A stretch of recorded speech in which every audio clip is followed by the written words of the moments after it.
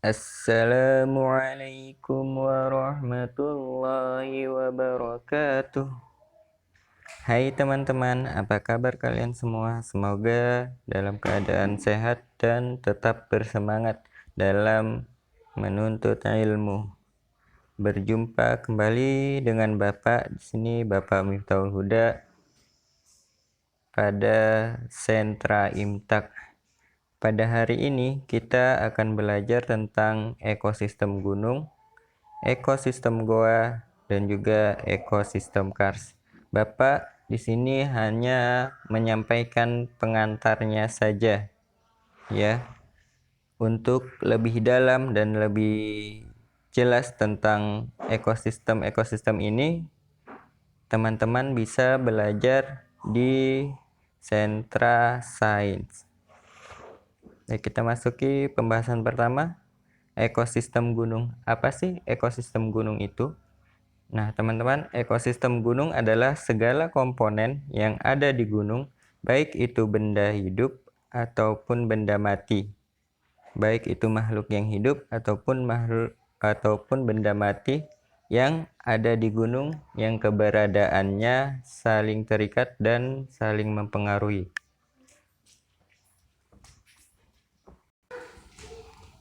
Nah, selanjutnya apa sih ekosistem goa itu? Ekosistem goa adalah segala komponen yang ada di dalam goa,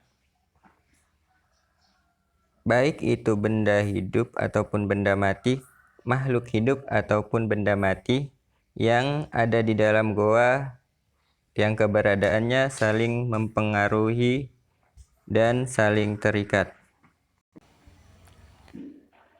Nah, itulah ekosistem goa.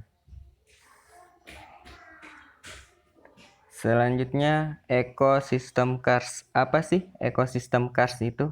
Ekosistem kars adalah segala komponen, baik itu makhluk hidup ataupun benda mati, yang ada di daerah kars atau daerah batuan kapur atau daerah sedimen yang memiliki kekhasan topografinya atau wilayahnya. Nah, keberadaannya saling mempengaruhi dan saling terikat. Nah, itulah pengantar dari ekosistem gunung, goa, dan kars. Untuk lebih jelasnya, teman-teman bisa bertanya di Sentra Sains. Baik, pada hari ini di Sentra Imtak kita akan belajar kekuasaan Allah yang ada pada gunung dan goa. Nah, teman-teman, di dalam Al-Quran Allah menyebutkan fungsi dari Allah menciptakan gunung. Apa itu fungsinya? Fungsinya yang pertama adalah gunung sebagai pasak. Nah, teman-teman, jadi Allah menciptakan gunung-gunung yang ada di muka bumi ini sebagai pasak. Apa sih pasak itu? Pasak itu seperti paku yang menguatkan sambungan. Seperti paku yang menguatkan sambungan. Nah, itulah fungsi gunung di bumi. Fungsi gunung di bumi adalah menguatkan lempengan-lempengan yang ada di bumi sehingga kokoh. Nah, semua itu terdapat di dalam Al-Quran. Kita bisa mempelajarinya dari dalam surah An-Naba ada, yakni di surah An-Naba ayat 6-7. Bapak bacakan artinya. Bukankah kami telah menjadikan bumi sebagai hamparan dan gunung-gunung sebagai pasak? Selanjutnya ada di dalam Quran surah An-Nahl ayat 15. Dan dia menancapkan gunung-gunung di bumi supaya bumi itu tidak goncang bersama kamu. Nah, itulah fungsi Allah menciptakan gunung. Nah, teman-teman perlu diketahui, sesungguhnya gunung itu tidak diam, tetapi dia berjalan. Berjalannya seperti apa? Berjalannya adalah di atas lempengan magma bumi. Ya, dia berjalan, tidak diam. Allah menyebutkannya di dalam Quran surah An-Naml ayat 88. Nah, gunung berjalan ini baru diketahui pada era-era sekarang atau masa-masa penelitian sekarang di barat ya. Diketahui bahwasanya gunung itu berjalan dan itu sudah dituliskan di dalam Al-Quran jauh sebelum orang-orang mengetahuinya. Al-Quran sudah menuliskan, yakni di dalam Quran surah An-Naml ayat 88.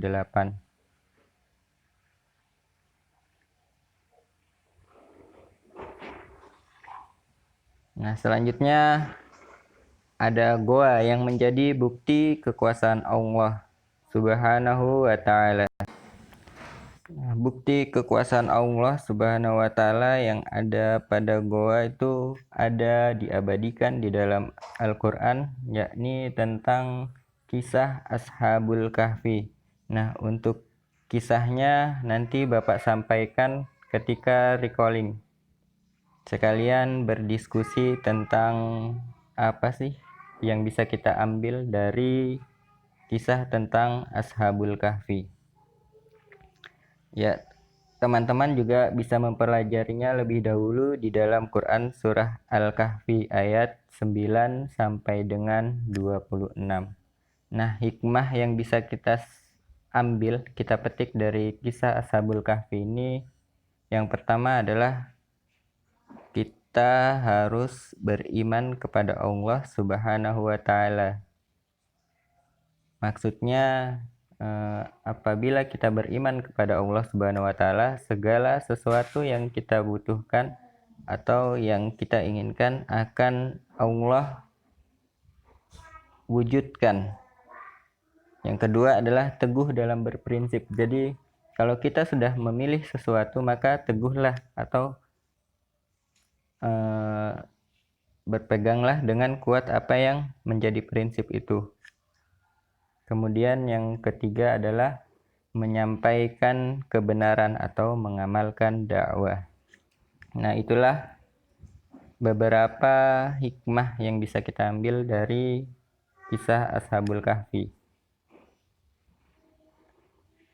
Nah, selanjutnya teman-teman dari pembelajaran tentang ekosistem gunung, goa, dan kars ini ada nama-nama Allah yang bisa kita pelajarin.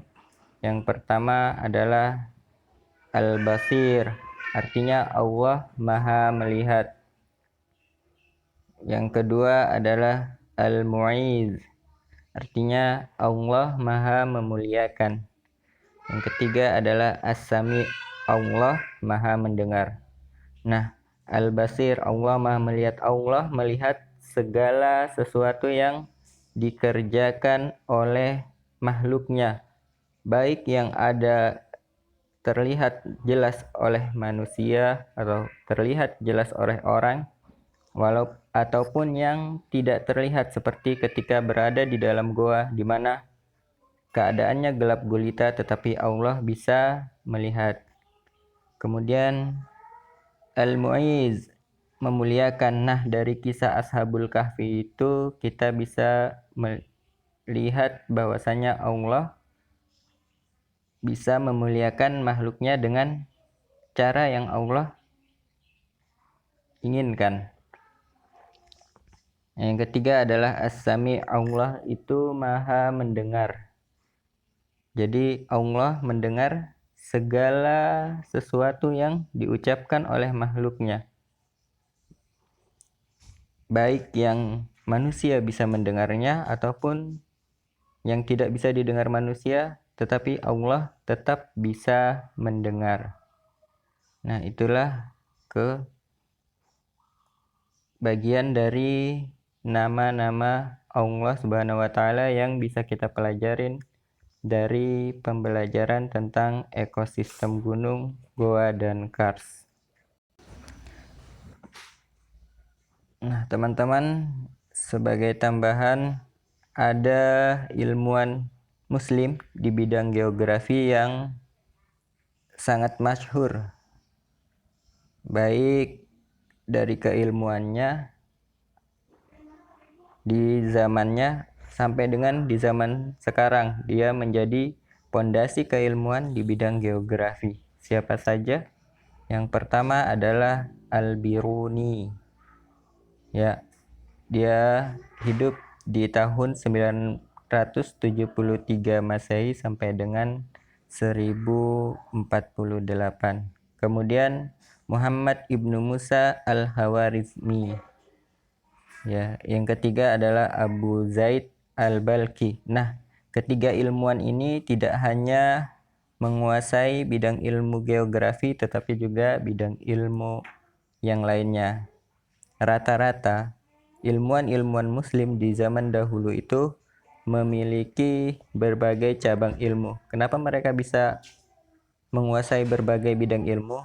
Karena pondasinya yang utama adalah mereka belajar tentang Al-Quran. Nah, karena yang dipelajarin awalnya adalah Al-Quran, maka apapun ilmu yang dipelajarin menjadi mudah untuk dipahami oleh mereka. Nah, itulah ilmuwan muslim yang bisa Bapak sebutkan di pembelajaran tentang ekosistem gunung, goa, dan kars. Selanjutnya kita akan belajar kosakata bahasa Arab.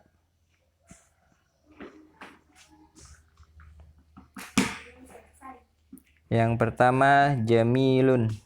Jamilun artinya indah. Jamilun, indah.